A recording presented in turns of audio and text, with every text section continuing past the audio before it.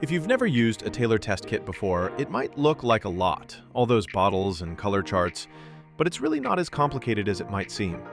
We're here to help you break down each test step by step, so you can quickly and confidently check your pool's chemistry anytime.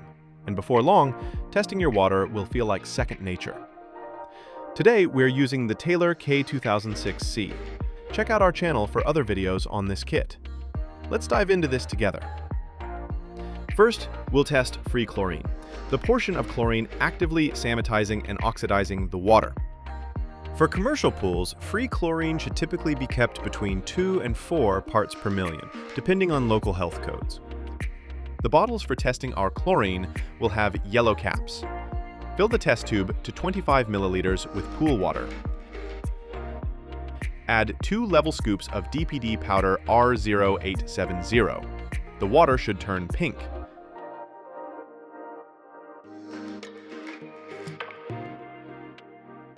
Then, fill the syringe with 1 milliliter of R0871 titrating reagent. Add 1 drop at a time until the pink color disappears and the water turns clear. Count the drops. Each drop equals 0.2 parts per million of chlorine. Multiply the number of drops by 0.2 to get your free chlorine level. In our example, 20 drops times 0.2 equals 4.0 parts per million of free chlorine. Next, using the same water sample, we'll measure total chlorine, which includes both free chlorine and combined chlorine.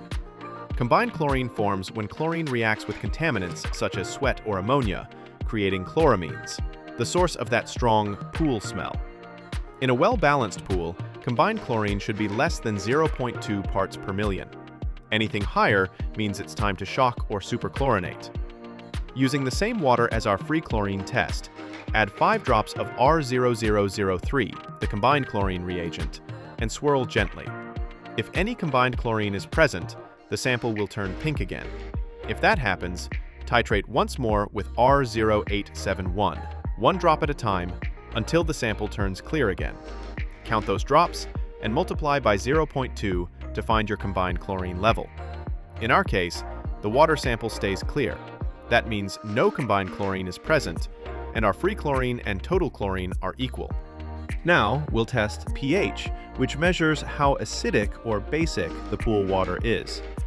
For commercial pools, the ideal pH range is between 7.2 and 7.6.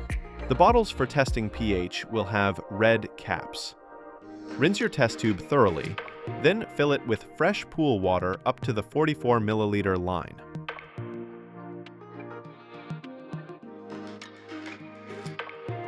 Add 5 drops of R0004, the pH indicator solution, and swirl gently to mix. Compare the color of your sample to the pH color chart on the back of the test block.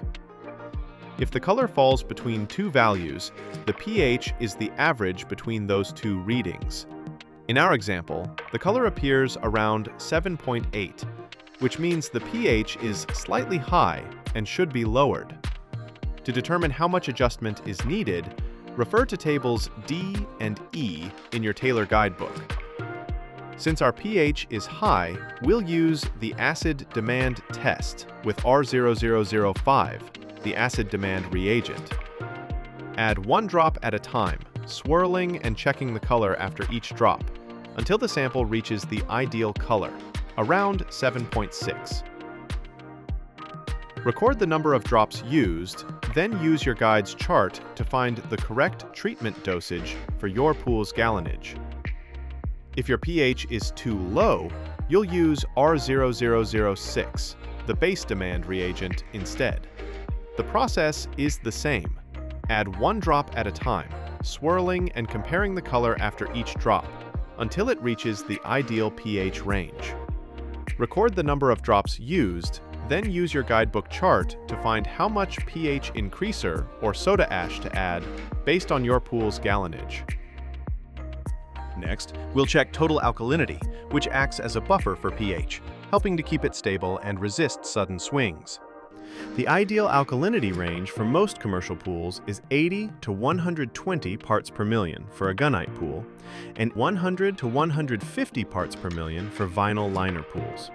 The bottles for testing alkalinity will have green caps. Fill your test tube with 25 milliliters of fresh pool water. Add 2 drops of R0007 thiosulfate reagent and swirl to mix. Then add 5 drops of R0008 total alkalinity indicator and swirl again. The sample should turn green. Now, using R0009 sulfuric acid titrating reagent, add 1 drop at a time, swirling after each drop. Count the drops until the color changes from green to red. That's your endpoint. In our example, it took 10 drops. Multiply the number of drops by 10 to get your total alkalinity in parts per million. So, 10 drops times 10 equals 100 parts per million total alkalinity. Record your result and refer to your Taylor guidebook for interpretation and treatment recommendations. Next, we'll test calcium hardness, which measures the amount of dissolved calcium in the water. For commercial pools, the ideal calcium range is typically 100 to 300 parts per million. The bottles for testing calcium hardness will have blue caps. Fill the large test tube to the 25 milliliter line with fresh pool water. Add 20 drops of R0010, the calcium buffer, and swirl to mix. Then add 5 drops of R0011L, the calcium indicator, and swirl again. If calcium hardness is present, the sample will turn red. Next, add R0012, the calcium hardness titrating reagent, 1 drop at a time while swirling after each drop, until the color changes from red to blue. Count the total number of drops used. In our example, it took 30 drops. Multiply the number of drops by 10 to get your calcium hardness in parts per million as calcium carbonate, CaCO3. So, 30 drops times 10 equals 300 parts per million calcium hardness. Record your result and refer to your Taylor guidebook for interpretation and treatment recommendations. Finally, for outdoor pools, we'll test for cyanuric acid, also known as stabilizer or conditioner. Ideal cyanuric acid levels are typically 30 to 50 parts per million for outdoor pools. The bottles for testing cyanuric acid will have white caps.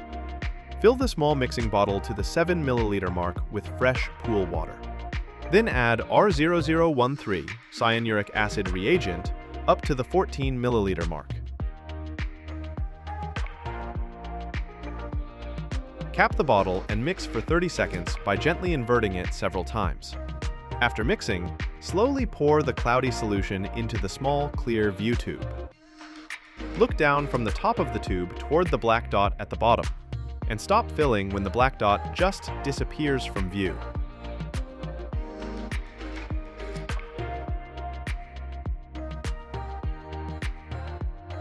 Read the value at the liquid level on the side of the view tube and record your result as parts per million cyanuric acid.